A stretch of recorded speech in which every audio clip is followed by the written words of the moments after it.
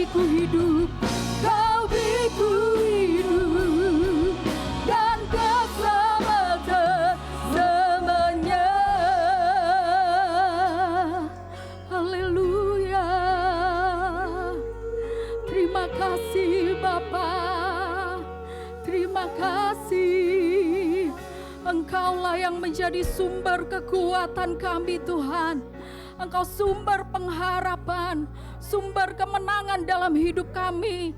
Saat kami hidup di dalam Engkau, kami melekat kepadamu.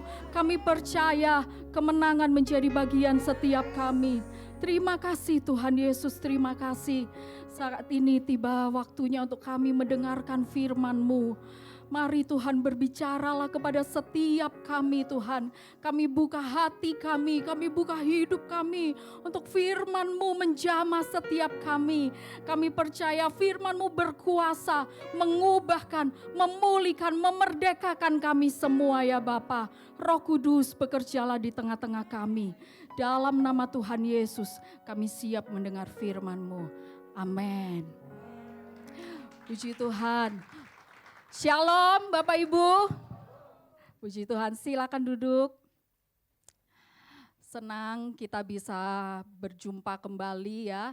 Setelah 1 minggu kita melewati hari-hari kita. Kita percaya bahwa Tuhan tetap setia dalam hidup kita semua, amin. Puji Tuhan, hari ini kita akan sama-sama belajar dengan tema hidup seorang pengikut Kristus ya.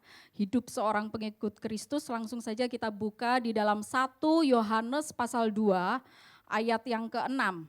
1 Yohanes 2 ayat yang ke-6. Barang siapa mengatakan bahwa ia ada di dalam Dia, di dalam Yesus, ia wajib hidup sama seperti Kristus telah hidup. Ya. Ini satu ayat yang harus kita perhatikan karena ayat ini berkata kalau kita berkata kita ada di dalam Kristus, kita orang yang percaya, kita orang yang hidup di dalam Kristus, dikatakan kita wajib hidup sama seperti Kristus telah hidup. Amin. Ya Bapak Ibu, kita sebagai orang percaya disebut sebagai orang Kristen ya. Kita tahu bersama ya, kita disebut sebagai orang Kristen. Nah kata Kristen pertama kali disebutkan di Kisah Para Rasul 11 ayat 26. Nanti Bapak Ibu bisa membuka. Di sana menceritakan bagaimana Rasul Barnabas dan Paulus mereka melayani murid-murid orang percaya yang ada di kota Antiokhia ya. Dan mereka tinggal di kota Antiokhia itu selama 1 tahun untuk mengajar murid-murid di sana. Dan di kota Antiokhia inilah murid-murid untuk pertama kalinya disebut Kristen ya. Dan Kristen itu berasal dari bahasa aslinya Kristianos, yang artinya adalah pengikut Kristus. Ya, jadi Kristen itu bukan sekedar sebutan untuk kita orang percaya, tapi ada artinya, yaitu pengikut Kristus. Nah, mengapa murid-murid di Antiokhia disebut sebagai Kristianos, disebut sebagai pengikut Kristus? Nah, kita tahu bahwa Antiokhia ini adalah kota Yunani ya, orang-orang Yunani. Artinya mereka itu adalah orang-orang yang tidak mengenal Tuhan, orang-orang yang menyembah kepada dewa-dewa. Tetapi saat rasul-rasul, murid-murid Tuhan masuk ke sana dan mereka memberitakan Injil, ada kelompok orang yang kemudian percaya bahwa Yesus adalah Tuhan. Ya. Dan karena mereka percaya kepada Yesus, berbeda dengan orang Yunani kebanyakan, maka mereka mendapat sebutan sebagai pengikut Kristus, Kristianos. Nah, itulah asal mulanya murid-murid disebut sebagai Kristianos, ya, pengikut Kristus. Nah, kita sekarang adalah pengikut Kristus. Amin. Ya. Kalau kita percaya bahwa Yesus adalah Tuhan, maka kita adalah Kristianos. Kita adalah pengikut Kristus. Nah, ayat di dalam 1 Yohanes 2 ayat 6 dikatakan bahwa kita wajib hidup sama seperti Kristus telah hidup. Nah, di bahasa Indonesia mengatakan memakai kata hidup ya. Tetapi kalau di dalam bahasa asli ataupun bahasa Inggris itu dikatakan to walk ya. Artinya berjalan. Kita membuat satu jalan yang sama dengan Yesus. Artinya kita sebagai orang percaya, kita bukan hanya percaya bahwa Yesus adalah Tuhan. Kita bukan hanya percaya bahwa Yesus itu berkuasa. Kita bukan hanya percaya bahwa Yesus menyelamatkan kita dari dosa, ya. Tetapi kita sebagai pengikut Kristus, kita harus berjalan di jalannya Tuhan. Ya. Sama seperti waktu Bapak Ibu pasti pernah ke pantai, ya. Kalau kita berjalan di pasir, ada jejak yang kita tinggalkan, ya. Nah, begitulah kita mengikut Yesus, kita itu harus menapaki jejak langkah Yesus dengan tepat. Ya. Karena itu kata hidup itu adalah kita membuat satu jalan dengan jalan Yesus. Artinya saat Yesus menempatkan kakinya di sini, kita pun harus menempatkan kaki di sini. Jangan melenceng. Ya. Nah, Bapak Ibu, kita wajib. Ini kata-kata yang agak sulit ya bagi kita ya. Wajib. Artinya harus, tidak boleh tidak. Kita wajib hidup, kita wajib berjalan sama seperti Kristus telah hidup. Susah Bapak Ibu? Mungkin kita berdalih ya, itu kan Yesus, Tuhan, pasti selalu sempurna. Kita kan manusia tidak sempurna. Tapi percayalah kalau ayat ini ditulis bagi kita, itu artinya Tuhan akan memampukan kita. Amin. Sekali lagi kita wajib hidup sama seperti Kristus telah hidup. Kita mau belajar bagaimana teladan hidup Yesus. Kalau kita dikatakan wajib hidup sama seperti Kristus telah hidup, tentunya kita harus tahu bagaimana cara hidup Yesus. Kita belajar dari Filipi 2 ayat 5-11. Nanti Bapak Ibu bisa baca satu perikop itu. Ini biasanya ayat-ayat yang dibacakan di bulan-bulan Paskah ya. Karena itu kita mau belajar sama-sama bagaimana teladan hidup Yesus. Kita akan membaca mulai dari ayat yang ke-6 sampai ayat yang ke-8. Yang walaupun dalam rupa Allah tidak menganggap kesetaraan dengan Allah itu sebagai milik yang harus dipertahankan, melainkan telah mengosongkan dirinya sendiri dan mengambil rupa seorang hamba dan menjadi sama dengan manusia. Dan dalam keadaan sebagai manusia, ia telah merendahkan dirinya dan taat sampai mati, bahkan sampai mati di kayu salib. Nah, apa teladan hidup Kristus yang harus kita hidupi, yang wajib untuk kita hidupi? Yang pertama adalah kita harus hidup dalam kerendahan hati. Ya, firman Tuhan tadi berkata bahwa Kristus yang adalah Tuhan itu walaupun dia Allah, dia tidak menganggap kesetaraan dengan Allah itu sebagai milik yang harus dia pertahankan. Ya, Yesus adalah Tuhan yang menciptakan seluruh alam semesta ini Bapak Ibu ya. Dia Allah yang maha mulia. Dia Allah yang maha besar. Dia Alfa dan Omega dikatakan. Namun Yesus di ayat 7 telah mengosongkan dirinya sendiri. Ya. Yesus mau merendahkan dirinya menjadi sama dengan ciptaannya.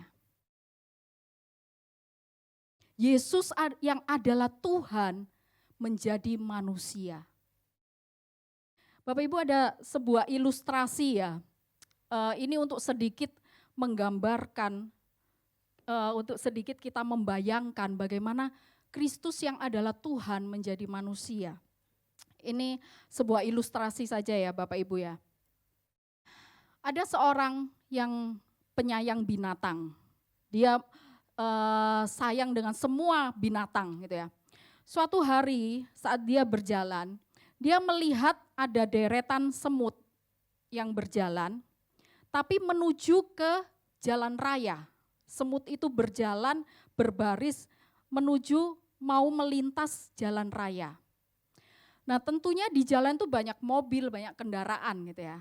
Nah orang ini karena seorang dia penyayang binatang, dia berusaha menghalangi semut itu supaya enggak ke jalan raya gitu.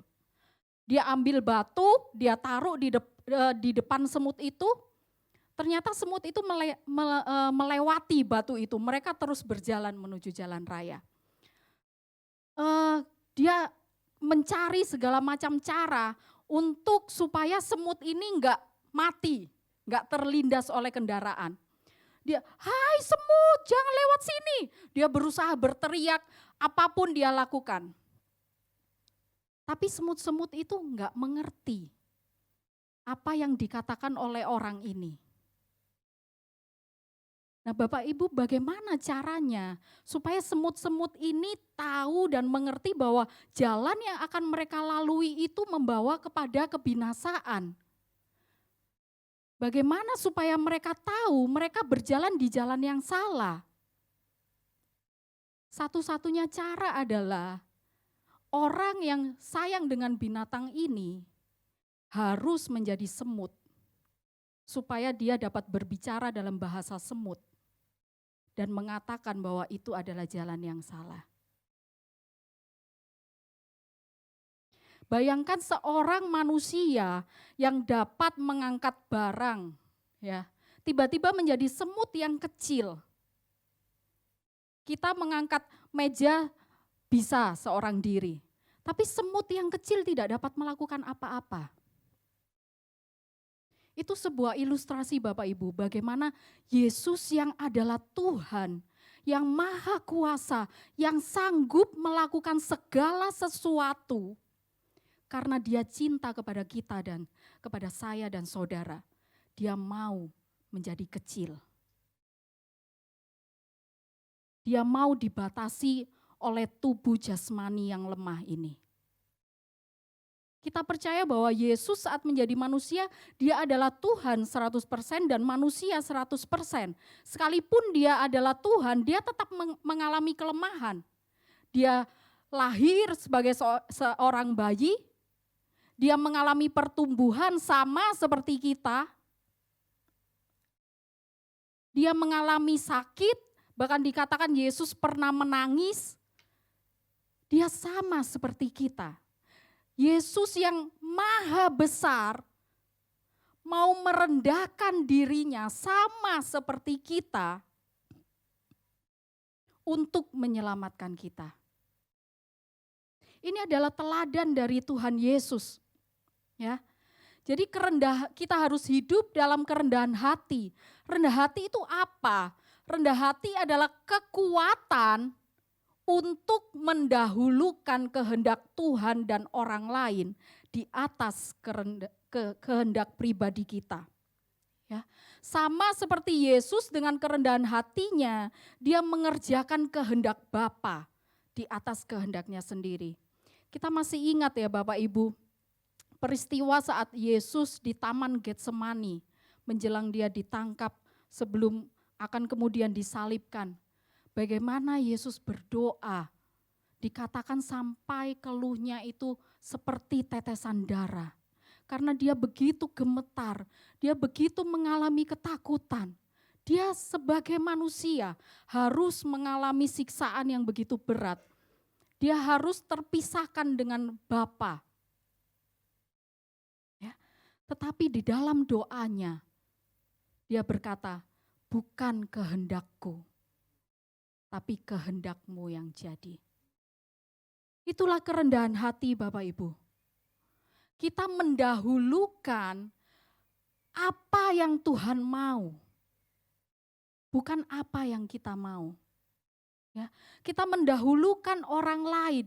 Seperti Yesus bukan mencari kehendaknya, tetapi demi manusia, dia rela merendahkan hidupnya. Ya. Kerendahan hati dimulai dari hati dan pikiran, dan akan terlihat, akan muncul dalam perkataan dan tingkah laku kita. Banyak orang yang pencitraan, ya, dengan berusaha menunjukkan bahwa dirinya low profile, ya. Mereka hidup sederhana meskipun kaya. Mereka hidup apa adanya sekalipun mereka memiliki banyak. Ya, orang berkata, oh dia ini low profile orangnya. Tapi Bapak Ibu, rendah hati tidak sama dengan low profile. Ya, low profile itu apa yang tampak di luar. Orang bisa saja saat sedang mengantri dalam sebuah antrian, kemudian saat ada orang yang menyerobot, dia bisa saja tampak luarnya, oh iya nggak apa-apa silakan. Wah, orang bisa mengatakan, wah dia ini low profile ya, baik ya. Tapi siapa yang tahu di dalam hatinya dia menggerutu. Awas kamu ya, serobot-serobot. Bapak Ibu, rendah hati dimulai dari dalam. Itu bukan hanya apa yang tampak di luar. Ya, bagaimana kita mendahulukan Tuhan, mendahulukan orang lain, ketimbang kehendak kita sendiri. Mungkin banyak orang yang berusaha terlihat baik, ya. Seperti yang tadi saya katakan, berusaha terlihat rendah hati, low profile. Tapi percayalah bahwa di hadapan Tuhan kita tidak dapat bersandiwara. Ya. Karena Tuhan bukan hanya melihat apa yang di luar kita, tapi Tuhan melihat menerobos sampai ke dalaman hati kita. Ya. Orang yang rendah hati bukan hanya masalah materi Bapak Ibu, ya. Tetapi dalam kerohanian pun kita rawan menjadi orang yang sombong. Ya. Ada orang yang mungkin dia sudah pelayanan ke sana sini, dia rajin beribadah, dia baik kelihatannya. Tapi dalam hatinya dia merasa dirinya, saya lebih banyak berdoa dari dia. Saya kalau melayani bisa lebih baik dari dia. Tapi di luar kelihatannya baik. Ya Bapak Ibu. Bahkan saat kita melayani Tuhan, hati-hati dengan sombong rohani. Ya, kita harus memiliki kerendahan hati Bapak Ibu. Karena ini adalah teladan yang Yesus berikan bagi kita. Ingat bahwa kita wajib hidup sama seperti Kristus. Kita harus memiliki kerendahan hati. Ya, mari kita minta Roh Kudus untuk memurnikan hati kita, memberikan kepada kita kerendahan hati, kekuatan untuk mengutamakan, untuk mendahulukan apa kehendak Tuhan, untuk mendahulukan orang lain ketimbang diri kita sendiri. Ada satu contoh ya tentang Abraham dan Lot. Bapak Ibu bisa membaca di dalam Kejadian pasal 13 bagaimana waktu Abraham dipanggil oleh Tuhan untuk keluar dari Ur Kasdim, dari tanah kelahirannya untuk pergi ke tempat yang Tuhan janjikan untuk ditempati oleh Abraham. Dikatakan bahwa Abraham itu membawa juga Lot, keponakannya ya, anak dari saudaranya. Dan Abraham dan Lot waktu mereka keluar dari Ur Kasdim, mereka itu sama-sama orang yang kaya, sama-sama membawa banyak ternak. ya, membawa banyak harta benda. Dan sampailah mereka ke sebuah tempat, kemudian dikatakan bahwa tempat yang mereka tinggali itu tidak cukup besar untuk mereka, ya, sehingga gembala-gembala dari Abraham dan gembala-gembala dari Lot itu mereka bertengkar, ya, karena domba-domba, kemudian keledai, semua itu mereka berebut padang rumput gitu ya Bapak Ibu ya. Jadi gembala-gembalanya itu saling bertengkar supaya ternak-ternak mereka yang mendapatkan makan. Nah, belajar dari seorang Abraham Bapak Ibu. Dia adalah orang yang lebih tua daripada Lot. Dia adalah paman dari Lot, ya. Tetapi Abraham datang kepada Lot, kemudian berkata, "Lot, tidak baik kalau kita saling bertengkar. Silakan kamu pilih, kamu mau tempat yang mana." Abraham sebagai orang yang lebih tua, dia seharusnya bisa memilih lebih dahulu. Lot, aku di sini, kamu sebelah sana. Tetapi kita melihat dari seorang Abraham, dia mendahulukan orang lain. Sekalipun ini orang yang lebih muda dari dia, sekalipun ini keponakannya, tapi dia berkata, "Lot, silakan kamu pilih terlebih dahulu. Kalau kamu ke kanan, aku ke kiri. Kalau kamu ke kiri, aku ke kanan." Tapi justru Bapak Ibu, saat Abraham mempersilakan Lot untuk memilih terlebih dahulu, ya, Lot kemudian dikatakan memilih lembah Yordan, dan Abraham tetap tinggal di situ. Dan kemudian apa yang dialami?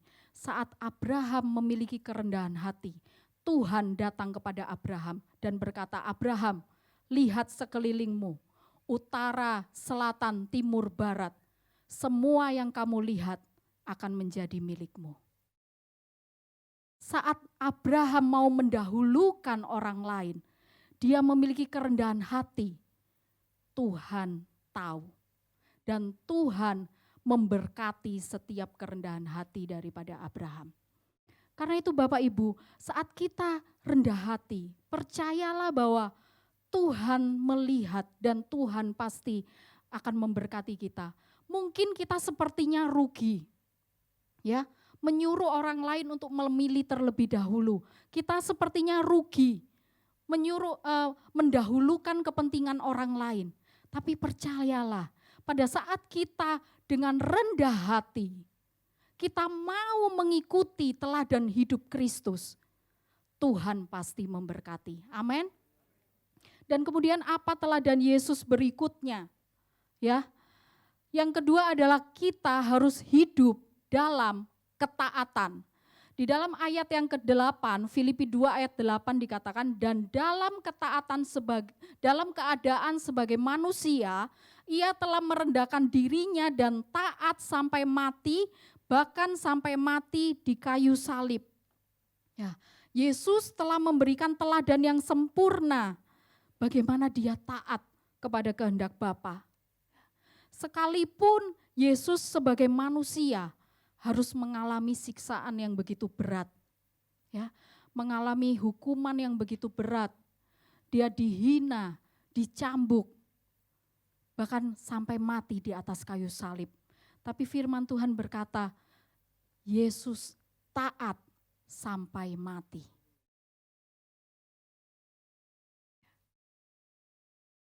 Taat berarti kita mendengar firman dan melakukan dengan tepat tanpa mempertanyakan. Bapak Ibu, kalau membaca kisah-kisah di dalam Alkitab, sering kita menjumpai ya kalimat seperti ini, Musa melakukan perintah Tuhan tepat seperti yang disuruhkan kepadanya. Yosua melakukan firman Tuhan tepat seperti yang disuruhkan kepadanya. Bahkan semua yang taat, dikatakan taat itu melakukan dengan tepat. Bapak Ibu, ada sebuah kisah Raja Saul. Ya, firman Tuhan datang kepada Nabi Samuel berkata, untuk berkata kepada Saul bahwa Samuel akan mengurapi Saul menjadi raja atas Israel. Tetapi Tuhan memberikan perintah supaya Saul membunuh musuhnya, yaitu bangsa Amalek. Semua bangsa Amalek harus dibunuh, tidak ada yang disisakan. Bahkan sampai kambing, domba, semua harus dibunuh. Nah, Saul kemudian maju berperang menghadapi bangsa Amalek, ya. Tetapi kemudian raja dari Amalek, yaitu Raja Agag, dibiarkan hidup satu orang. Yang lain dia bunuh. Kemudian dari lembu sapi yang gemuk-gemuk, ya, domba yang gemuk-gemuk dia biarkan hidup. Yang jelek-jelek, yang kurus semua dibunuh. Bapak Ibu tahu? Tuhan berfirman kepada Samuel, "Aku menyesal telah memilih Saul karena dia tidak melakukan firman-Ku." Saat Samuel datang kepada Saul, "Apa yang aku dengar? Kenapa ada suara kambing domba? Kenapa kamu tidak melakukan firman Tuhan?" Saul berkata begini, "Aku melakukan firman Tuhan. Aku hanya membiarkan Raja Agag hidup, satu orang. Aku melakukan firman Tuhan, aku membunuh semua kambing domba, lembu sapi. Tapi yang gemuk-gemuk itu aku sisihkan untuk aku persembahkan bagi Tuhan." Dan Samuel berkata, apakah mendengarkan Tuhan itu lebih penting daripada korban sembelihan? Bapak Ibu, ketaatan yang setengah-setengah sama dengan tidak taat. Karena itu saat kita mau taat, lakukan dengan tepat.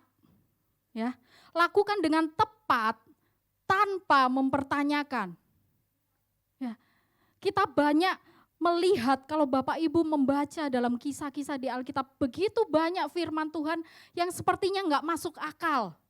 Ya, saat bangsa Israel mereka mau memasuki tanah Kanaan yang dipimpin oleh Yosua, Tuhan berkata kepada imam-imam untuk mereka berjalan mencelupkan kakinya ke sungai. Sungai yang begitu deras. Mereka mungkin berpikir, kenapa kita harus melakukan itu, nanti hanyut. Karena sungainya begitu deras. Tapi saat mereka melakukan tanpa mempertanyakan, begitu mereka menginjakkan kakinya di ujung sungai itu berhenti. Seringkali firman Tuhan itu enggak masuk akal, Bapak Ibu. Bagaimana mungkin saya bisa mengampuni orang ini? Saya setiap hari ketemu, dia itu menjengkelkan. Bagaimana mungkin saya harus berkorban, saya harus memberi kepada dia. Saya sendiri kekurangan. Seringkali firman Tuhan itu enggak masuk akal, Bapak Ibu. Tapi kalau firman Tuhan datang kepada kita, mari lakukan dengan tepat, tanpa mempertanyakan. Bahkan ada satu cerita yang bagus tentang pernikahan di Kana, ya. Ini mujizat yang pertama yang dikerjakan oleh Tuhan Yesus. Bagaimana kita tahu ceritanya pernikahan itu mereka kehabisan anggur, ya. Kemudian Ibu Maria berkata kepada para pelayan, apa yang dikatakan oleh Tuhan Yesus lakukan. Apa yang dikatakan Yesus? Yesus menyuruh kepada para pelayan itu mengisi gentong yang biasanya untuk pembasuhan, ya, isi dengan air putih, diisi. Kemudian setelah diisi penuh, kemudian Yesus berkata, bawa air itu, centonglah, bawa kepada pemimpin pesta. Nah, para pelayan mungkin berpikir, ini jelas-jelas air, disuruh bawa ke pemimpin pesta, yang ada nanti saya dipecat. Mau main-main ya, kita lagi butuh anggur, bukan butuh air. Tapi saat pelayan itu melakukan tanpa mempertanyakan, yang terjadi adalah air itu menjadi anggur yang manis. Bahkan pemimpin pesta berkata, ini anggur yang paling baik. Bapak Ibu, kalau kita taat, percayalah bahwa ketaatan selalu membawa kepada mujizat Tuhan. Ya, ketaatan pasti membawa kepada mujizat Tuhan. Masalah adalah alat Tuhan untuk kita melihat mujizat Tuhan. Tetapi saat kita menghadapi masalah, kita tidak selalu mengalami mujizat kalau kita mengambil respon yang salah. Seperti para pelayan ini saat ada masalah, mereka taat. Ya. Bahkan bukan hanya ketaatan itu membawa kepada mujizat Tuhan, tapi ketaatan membuat kita mengerti apa rahasia di balik mujizat itu. Pemimpin pesta itu tidak tahu dari mana asalnya anggur ini. Ya, tapi para pelayan tahu, ini Yesus yang mengerjakan.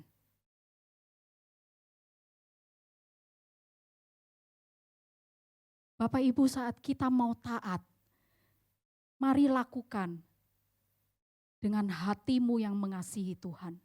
Jangan lakukan berdasarkan perasaanmu.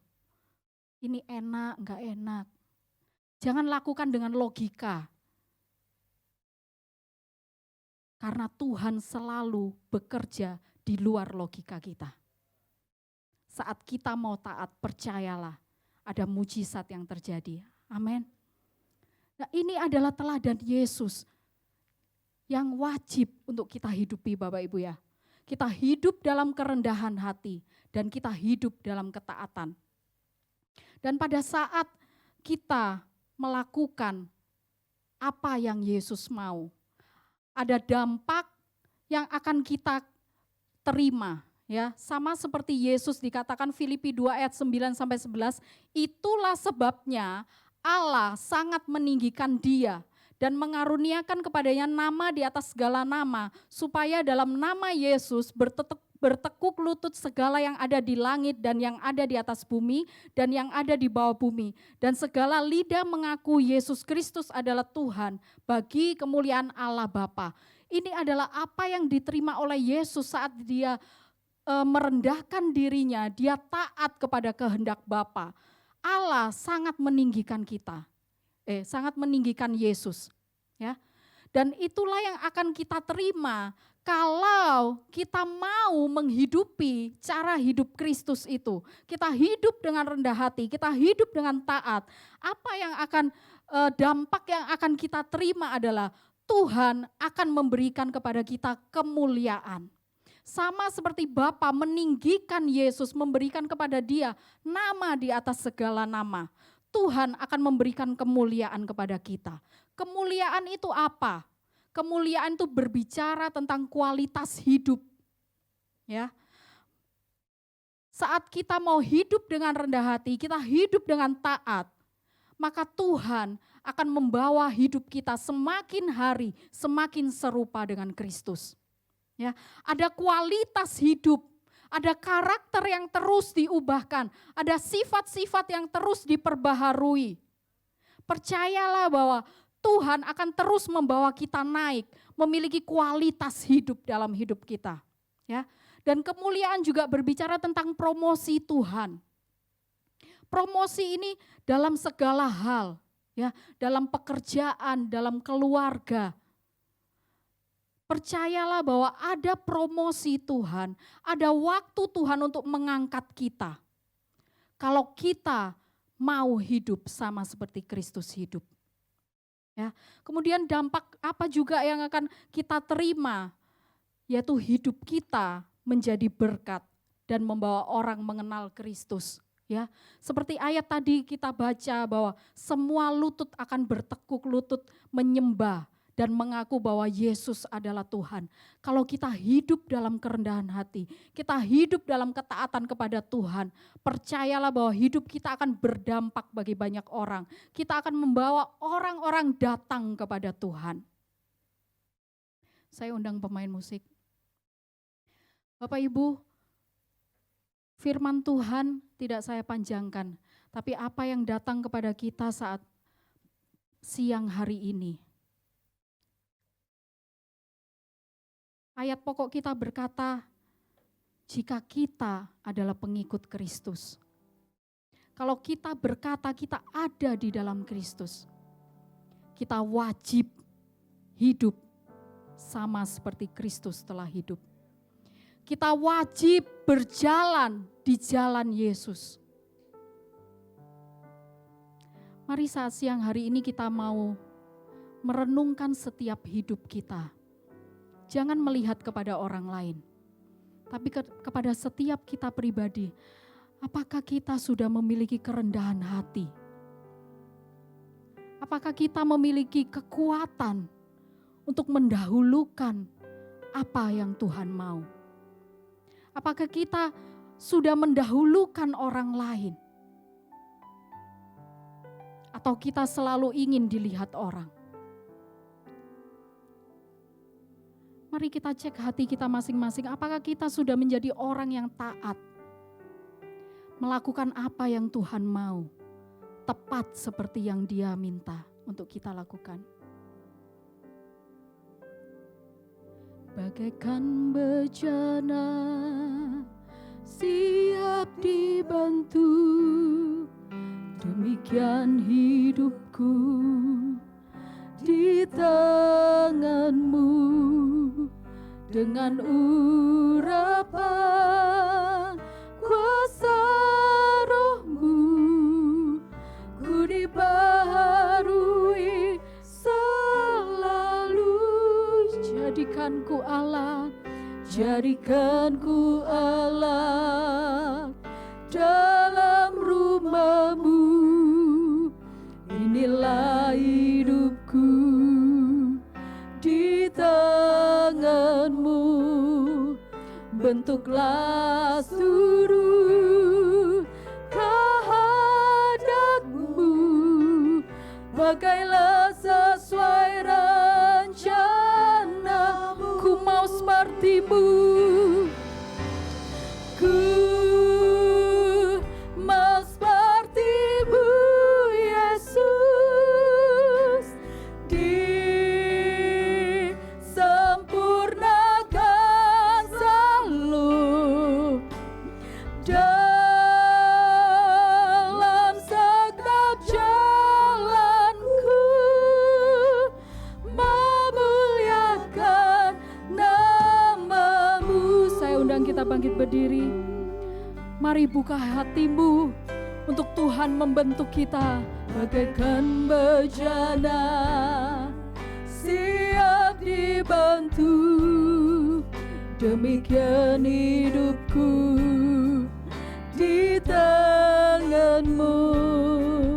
Dengan urapan kuasa Roh-Mu, ku dibaharui selalu. Jadikan ku Allah dalam rumah-Mu.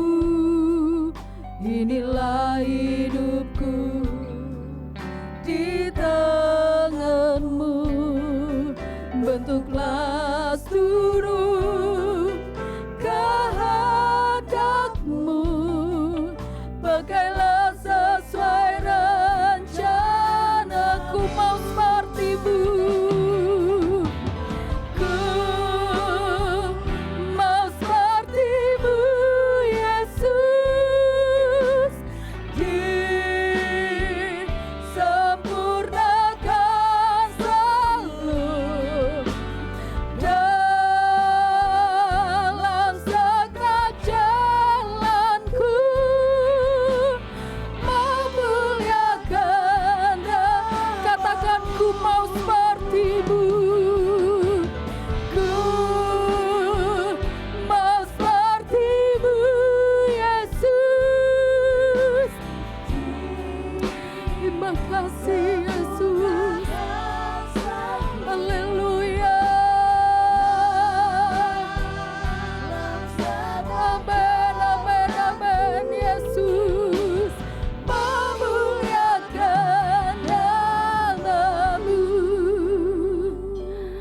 Bapak Ibu, biarlah kita merenungkan hidup kita masing-masing saat siang hari ini.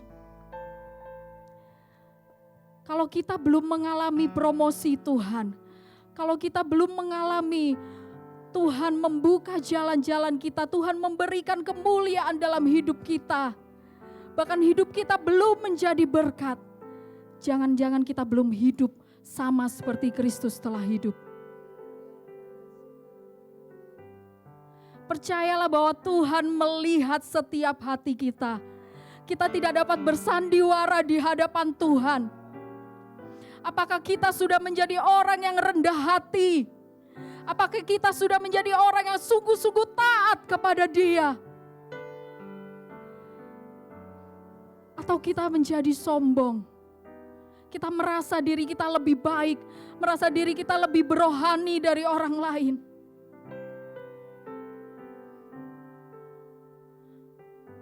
Percayalah bahwa setiap masalah yang saat ini kita hadapi adalah alat Tuhan untuk kita mengalami mujizat, asalkan kita mau taat kepada perintah Tuhan. Terima kasih Yesus, selidiki hati kami Tuhan. Kami perlu anugerah-Mu Yesus. Mampukan kami ya Bapa. Mari katakan, ku mau seperti-Mu. Ku mau seperti-Mu Yesus. Ya Tuhan, ubahkan kami Tuhan. Ampuni kami Bapa. Terima kasih Yesus, Yesus. Mari setiap pribadi ini menjadi pengakuan-Mu pribadi kepada Tuhan. Ya Tuhan, ya Yesus, Engkau melihat setiap hati kami Bapa. Ubahkan kami dalam setiap jalanku, memuliakan. Sekali lagi katakan, ku mau seperti-Mu. Ku mau seperti-Mu. Ya Yesus, Yesus. Terima kasih, terima kasih. Dalam setiap jalanku,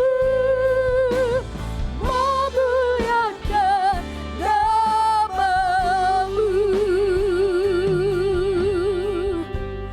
Ya Tuhan, terima kasih Bapa. Sungguh Engkau yang mengenal setiap hidup kami Tuhan. Tidak ada yang tersembunyi di hadapan-Mu Bapa. Ampuni kami Tuhan. Kalau selama ini kami belum hidup sama seperti Engkau telah hidup. Ampuni kami Tuhan. Kalau kami belum rendah hati di hadapan-Mu, kalau kami belum taat kepada-Mu ya Bapa. Terima kasih Tuhan, Engkau mengingatkan kami siang hari ini. Tolong kami Tuhan. Kami mau menjadi pengikut Kristus yang sejati. Kami mau hidup sama seperti yang Engkau hidup ya Bapa. Kami percaya Roh Kudus-Mu yang memampukan kami. Roh Kudus-Mu yang menolong kami untuk kami hidup dalam kerendahan hati dan ketaatan yang penuh kepada Engkau ya Bapa. Terima kasih Tuhan, terima kasih. Biar Engkau terus bekerja dalam hidup kami Tuhan. Kami rindu hidup kami menjadi berkat bagi banyak orang. Biar hidup kami membawa orang-orang mengenal Engkau ya Bapa. Bekerjalah terus Tuhan dalam hidup kami. Baharui kami setiap hari. oleh Roh-Mu di dalam kami. Terima kasih Tuhan, terima kasih. Kami percaya Tuhan sudah melawat setiap kami.